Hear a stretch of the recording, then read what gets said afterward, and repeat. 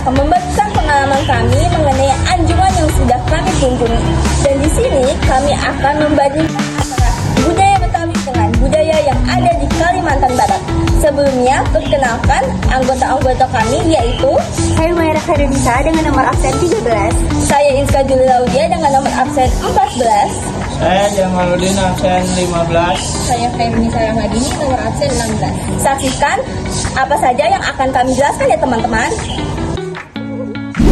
Apa saja sih perbedaan mencolok antara budaya Betawi dengan budaya yang ada di Kalimantan Barat? Seperti yang kita tahu bahwa budaya Betawi dengan budaya Kalimantan memiliki perbedaan yang sangat signifikan. Salah satunya adalah latar belakang budaya dan latar belakang budaya yang sangat amat berbeda. Di Kalimantan Barat, mereka sangat menjunjung tinggi akan kepercayaan yang ada di leluhur mereka. Walaupun sekarang banyak di antara mereka yang sudah memeluk agama, tetapi kepercayaan mereka terhadap nenek moyang mereka sangat menjunjung tinggi. Oleh sebab itu, di sana masih sangat banyak mereka yang mempercayai budaya leluhur mereka. Sedangkan di Betawi, banyak di antara mereka yang sudah memeluk agama Islam. Oleh sebab itu, mereka jauh lebih mempercayai agama dan ajaran yang ada di agama mereka sendiri. Lalu selanjutnya adalah baju adat yang ada di daerah Kalimantan Barat cenderung memiliki khas yang berasal dari alam. Hal ini dapat kita lihat pada baju adat yang itu King Baba dan King Bini. Baju adat yang mereka pakai itu berasal dari serat alam atau serat kayu. Hal ini bisa dibedakan dengan baju adat yang ada di Betawi. Baju adat yang ada di Betawi cenderung menggunakan jahitan dan menggunakan pola yang menghasilkan ornamen-ornamen sehingga menghasilkan baju adat yang begitu istimewa. Selanjutnya saya akan menjelaskan tentang perbandingan dari senjata tradisional Kalimantan Barat dan juga Betawi.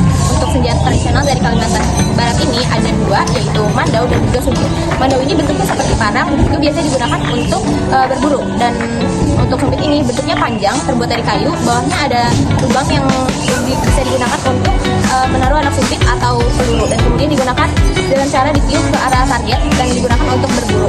Sedangkan Betawi ini memiliki senjata yaitu golok, dan golok ini berbeda fungsinya dengan senjata yang ada di Kalimantan Barat, yaitu fungsinya hanya untuk kebutuhan sehari-hari seperti kebutuhan rumah tangga dan juga untuk bela diri. Dan Betawi ini tidak memiliki alat senjata yang seperti sumpit. Rata-rata senjata tradisional yang ada di Betawi bentuknya hanya seperti golok, keris, dan juga belati. Nah, saya akan menjelaskan tentang perbedaan alat musik tradisional Kalimantan Barat dan juga Betawi. Untuk alat musik tradisional Kalimantan Barat ini contohnya seperti sape dan juga tuma. Alat musik dari Kalimantan Barat ini mengandung unsur meditatif yang mencerminkan kehidupan suku Dayak di Kalimantan yang hidup berdampingan dengan alam. Sedangkan alat musik yang dimiliki Betawi seperti gambang kromong dan juga tepian, musiknya itu ramai dan juga berisik yang biasanya digunakan untuk acara-acara seperti pernikahan, hajatan, dan juga acara-acara yang ramai. Selanjutnya, perbedaan dari upacara adat Kalimantan Barat dan juga upacara adat Betawi. Untuk upacara adat Kalimantan Barat ini seperti upacara tiwah dan juga nyobek, dan mayatnya ini diletakkan di tempat kayu seperti peti yang namanya sandung. Dan upacara mereka ini berdasarkan kepercayaan mereka yang dulunya adalah animisme dan dinamisme. Sedangkan perbedaannya dengan upacara kematian yang ada di Betawi ini adalah letaknya di kepercayaannya.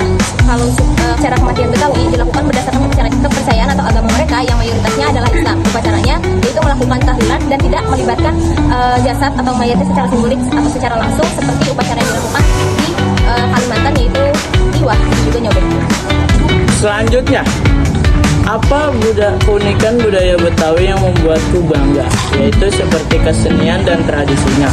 Seni pertunjukan ondel-ondel adalah seperti boneka raksasa yang menjadi ikonik Jakarta.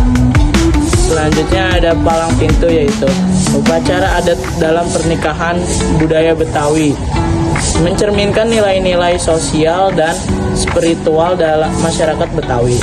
Next yaitu kuliner khas seperti makanan khas Betawi, yaitu kerak telur, soto Betawi, dan roti buaya. Tidak hanya lezat tetapi juga mengandung serat makna seperti Roti buaya melambangkan kesetiaan dan biasanya hadir dalam acara pernikahan budaya Betawi. Udah. Selanjutnya ada bagaimana cara kita sebagai generasi muda menjaga budaya Betawi. Nah, kita sebagai generasi muda ini bisa banget ikut serta dalam menjaga kebudayaan Betawi, karena budaya-budaya dari luar itu udah banyak yang masuk ke sini. Nah, contoh kecilnya itu kayak kita nontonin pertunjukan ondel-ondel, terus kita makan makanan khas dari budaya Betawi kayak kerak telur, terus soto Betawi, atau kita bisa ikut lomba yang ada di sekolah yang berbasis kebudayaan Betawi. Terus kita juga bisa nih bikin konten untuk kita upload ke sosial media yang isinya itu tentang kebudayaan Betawi. Jadi orang-orang bisa melihat kebudayaan Betawi ini dan tertarik sama budayanya. Di zaman yang modern ini, kita sebagai budaya Betawi harus bangga dengan budaya kita sendiri. Dan kita nggak boleh malu untuk menunjukkan hal itu kepada orang lain.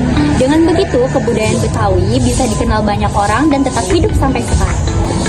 Sekian video refleksi dari kami. Selebihnya mohon maaf. Wassalamualaikum warahmatullahi wabarakatuh. Dadah.